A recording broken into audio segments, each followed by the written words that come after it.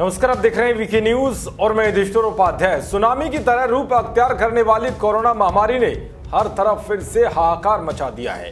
हर रोज corona के मामले record बना रहे हैं। ऐसे हालातों में भी कुछ लोग असंवेदनशील रवैया अपनाते हुए अपनी घृणित सोच को दर्शा रहे हैं। हालांकि ऐसे लोगों को देश की जनता भी अच्छे से जवाब दे रही है।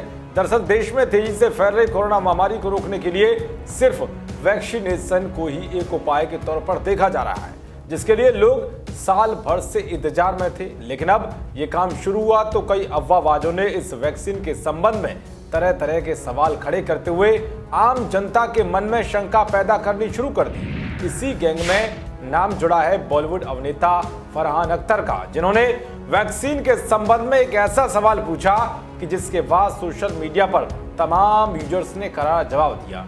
कंगना रनौत ने भी इस दौरान फरहान के सवाल का तगड़ा जवाब दिया। दरअसल हाल ही में खबर सामने आई थी कि सीरम इंस्टीट्यूट ऑफ इंडिया ने प्राइवेट अस्पतालों में कोविशील्ड वैक्सीन की एक खुराक की कीमत 600 रुपए करने का ऐलान किया है।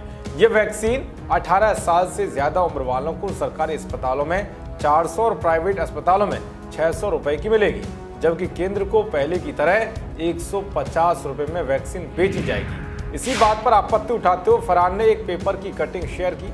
अख्तर ने लिखा कि यह कहने के बावजूद कि एक वैक्सीन के 150 रुपए लेने पर भी फायदा हो रहा है, देश के प्राइवेट अस्पतालों को वैक्सीन के लिए 600 रुपए चुकाने पड़ेंगे।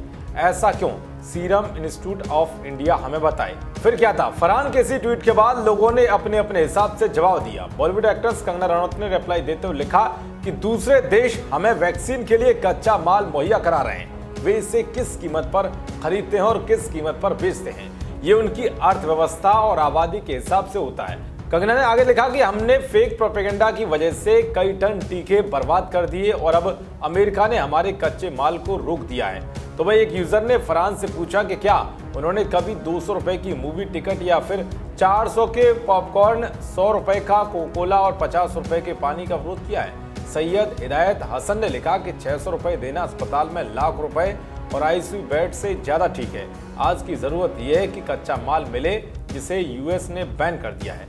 एक यूजर ने कहा कि अच्छी शुरुआत है फरहान, एक बार महामारी खत्म हो जाए अपनी आवाज को मूवी थिएटर में मिलने वाले पॉपकॉर्न की कीमत के लिए भी उठाना। एक और यूजर ने लिखा कि भाई हम आपके परिवार के लिए पैसे दे देंगे, इसे मुद्दा मत बनाओ, मैंने तुम्हारी फिल्म कभी थिएटर में नहीं देखी, तो ये मौका है अल्पसंख्यकों की मदद के लिए और मैं जरूर करूंगा। तो इस तरह से कोरोना की इस संकट की घड़ी में वैक्सीन की कीमत पर सवाल उठाकर फरहान अख्तर बुरे फंस गए। अब सवाल यह है कि इस कोरोना की संकट की घड़ी में एक दूसरे की मदद करनी चाहिए, तो आखिर फरहान अख्तर इतनी घटिया सोच क्यों दिखा रहे हैं? आखिर फरहान अख्तर जैसे लोग इस संकट के दौर में भी लोगों को भ्रमित क्यों कर रहे हैं? क्योंकि ये बात हर कोई अच्छे से जानता है कि जब जान है तो जहान है।